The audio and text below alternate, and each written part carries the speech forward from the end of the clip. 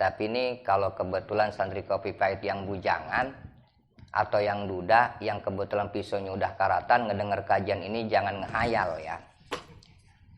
Jangan ngehayal kalau mau ngedoa. Nanti cara doanya begini. Allahumma zawizni imro'atan ya jamilatan wa farjan kabiron. Ya Allah atau Allahumma zawizni imro'atan jamilatan sahiba farjin kabirin. Ya Allah, nikahkan saya dengan wanita yang cantik yang mempunyai farji yang besar gitu. Ternyata dikabulkan, farjinya yang besar melebihi tubuhnya. Repot-repot tuh.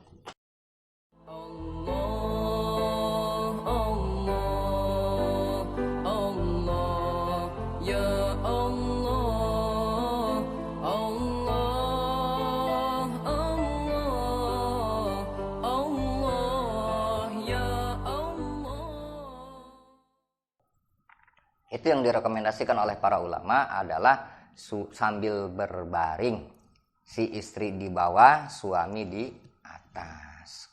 Nah, bahkan ya ternyata melakukan hubungan, kata para ulama, itu katanya melebihi daripada olahraga. Itu melebihi dari olahraga ya.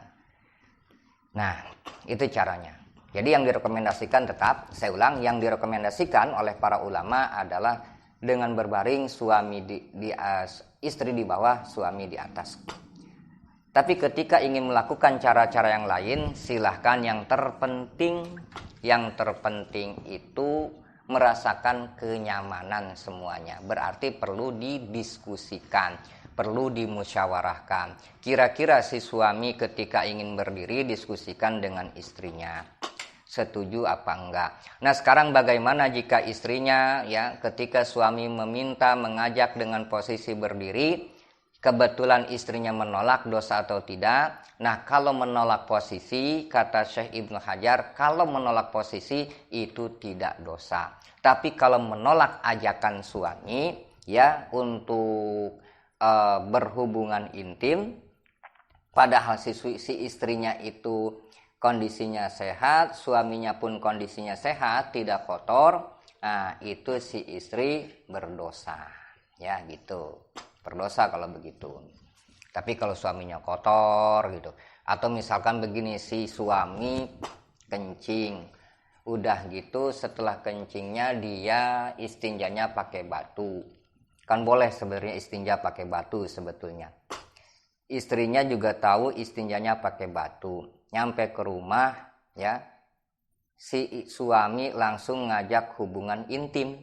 Yang istinja tadi dengan batu, belum dicuci, air pun ada, belum dicuci dengan air, maka itu si istri nolak, tidak masalah.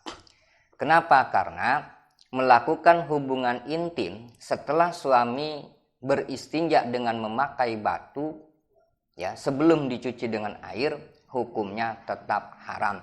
Kenapa? Karena dimungkinkan ya nanti spermanya bercampur dengan air kencing, berarti jadi mutanajis. Seperti itu hukum haramnya.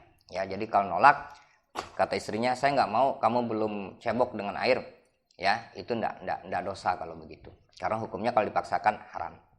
Ya, seperti itu. Nah, begini juga berarti, ketika si suami ya dia buang air kecil, kemudian sebelum dia istinja seharusnya suami itu melakukan istibro. Istibro itu dengan cara dia ya mengeluarkan sisa-sisa air kencing yang masih ada di ujung hasyafah. Karena tanpa istibro sangat mungkin nanti kalau dia tidak istibro langsung istinja, ya nanti sisa-sisa air kencing tersebut masih ada di ujung hasyafah. Nah, kalau misalkan dia yakin sisa-sisa air kencing tersebut masih ada di ujung hasyafah dan dia tidak istibro, langsung istinja saja, dan dia bangun sadar itu ternyata ada sisa air kencing keluar, ya, kemudian dia paksakan juga untuk melakukan hubungan intim, maka ini pun nanti spermanya bercampur dengan air kencing tadi. Seperti itu. Jadi perlu istibro. Istibro itu Nanti ada dalam kajian Sapinah, dan kebetulan kita juga ngaji kitab Sapinah. Nah, ya. Jadi di sini dipersilahkan oleh Allah Subhanahu wa taala posisi melakukan hubungan intim tersebut ya dengan cara-cara yang tadi disebutkan. Bisa dengan berdiri, bisa dengan duduk, kemudian bisa dengan berbaring, bisa dengan dari arah depan atau dari arah belakang. Yang terpenting adalah kubulnya, bukan duburnya. Ya, cara-cara seperti itu dipersilahkan. Hanya memang direkomendasikan oleh para ulama yang paling utama tetap berbaring, istri di bawah, suami di atas, karena itu lebih memungkinkan untuk menjaga kesehatan. Nah, kenapa cara-cara ini oleh Allah dijelaskan? Ya, di situ ada fa'tu harasakum annasyitum, kunjungi tanah persemian kamu dengan cara yang kamu sukai, yang terpenting nanti dikomunikasikan agar nyaman semuanya. Ya, kenapa seperti itu? Karena nazala au nuzila roddan liqaulil yahudi, ayat ini turun atau nazala, ya, Allah menurunkan ayat ini, atau nuzila, diturunkannya redaksi ayat ini, roddan adalah sebagai bentuk penolakan liqaulil yahudi, kepada ya ungkapan-ungkapan orang Yahudi, di mana orang Yahudi mempunyai suges, mempunyai kepercayaan, yang kepercayaan tersebut oleh orang Yahudi berusaha untuk disebarkan, ya, disebarkan kepada orang lain. Bahwa kata orang Yahudi, man ata imro'atahu fi kubuliha min jihati duburiha ja'a al-walad ahwal. Seorang suami yang melakukan senggama terhadap istrinya dari arah belakang, ja'a al-walad ahwal, nanti anaknya bermata juling, katanya. Itu suges, ya, tahayul yang dibentuk oleh orang-orang Yahudi.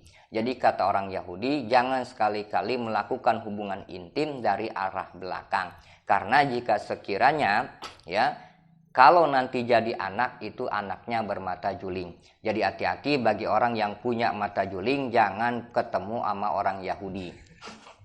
Karena kalau ketemu sama orang Yahudi pasti dikatain, ya, bapaknya ini melakukan hubungan intim dari belakang, nanti gitu. Maka hal itu ditolak oleh Allah Subhanahu wa taala. Mau dari depan ataupun dari belakang, tetap tidak berpengaruh kepada mata anak menjadi juling. Yang terpenting itu adalah dikomunikasikan, ya, supaya nyaman. Seperti itu. Nah, ayat ini kita lihat, ayat ini menyerupakan istri seperti tanah persemian. Tentu di sini adalah bentuknya bentuk metafor, berarti majaz, ya. Majaznya disebut majaz bil isti'arah bil kinayah. Jadi di sini kalau ditakrir, wa takriruhu ayyuqala syubihal harsu bi zaujat bi jami'i tarbiyah fi kullin Zukiro al-musyabbah alladzi huwa al-harsu wa hudhifa minhu al-musyabbah bih alladzi huwa az-zawjat wa rumiza ilaihi bi syai'in min lawazimil musyabbah bih alladzi huwa an-nisa ala sabilil majaji bil isti'arati bil kinayah. Jadi namanya, ya, menyerupakan istri dengan tanah persemian itu karena bijami'i tarbiyah fikulin, sama-sama harus diurus, yang kemudian dirumuskan, ya, yaitu dengan an-nisa. Jadi di sini namanya majaz bil isti'arah bil kinayah. Itu seperti itu kalau kita masuk dalam disiplin ilmu bayan. Sudah, kita lanjut. Kemudian waqaddimu li anfusikum al-amala shalih. Al-amala shalihah katasmiyati indal jima'i. Kemudian waqaddimu, berbuatlah untuk diri kalian al-amala shalihah, akan amal-amal yang baik. Katasmiyati, contohnya seperti memohon perlindungan kepada Allah dengan cara membaca tasmiyah, membaca bismillah, ya, yang bismillahnya kemarin sudah diungkapkan, ya, bismillahil aliyil azim, seperti itu, dan seterusnya yang sampai kepada Allahumma jannibni wajan nibi syaiton ma razaqtana, itu atasmiyah, ya, indal jima, di saat seketika akan melakukan hubungan intim dengan istri. Kemudian wattaqullah, kemudian kata Allah wattaqullah, hendaklah kalian takut kepada Allah. Fi amrih, baik dalam urusan perintahnya, wa nahyih, ataupun dalam urusan larangannya. Kita harus takut kepada Allah dengan cara laksanakan perintah semaksimal mungkin dan menjauhi larangan-larangan Allah semaksimal mungkin. Karena bentuk memelihara diri dari murka Allah sebagai takut kepada murka Allah, caranya adalah laksanakan perintahnya dan jauhi larangannya. Kemudian wa'lamu, kenapa kita harus takut kepada Allah, laksanakan perintah Allah, jauhi larangan Allah. Wa'lamu, karena kita harus betul-betul mengetahui, meyakini. I'lamu, harus betul-betul meyakini. Innakum, sesungguhnya kalian mulaku, akan dipertemukan kepada Allah Subhanahu wa ta'ala. Bil ba'si, dengan cara dibangkitkan daripada alam kubur. Payujazikum bi'amalikum, kemudian kalian akan dibalas oleh Allah Subhanahu wa ta'ala bi'amalikum, dengan sebab amal-amal perbuatan kalian ketika di muka bumi. Seperti itu. Ya. Wabasyiril mu'minin alladzina taqawhu bil jannah. Kemudian kata Allah, ya Muhammad, hendaklah engkau berikan kabar gembira kepada orang-orang mukmin yang memelihara diri, menjauhi larangan Allah dan melaksanakan perintah Allah, bil jannah, dengan bentuk surga. Artinya kelak orang mukmin yang bertakwa dimasukkan ke dalam surganya Allah Subhanahu wa ta'ala. Surat Al-Baqarah, ya. Jadi taslimun nafsiha ilaih, ya, seperti itu. Mudah-mudahan dapat dipahami. Apabila ada kata-kata yang kurang berkenan, saya mohon dibukakan pintu maaf yang seluas-luasnya, ya. Yang seluas-luasnya. Kemudian mudah-mudahan pengajian pada malam hari ini menjadi ilmu yang bermanfaat sebagai bekal mengarungi bahtera rumah tangga. Billahi taufiq wal hidayah. Assalamualaikum warahmatullahi wabarakatuh.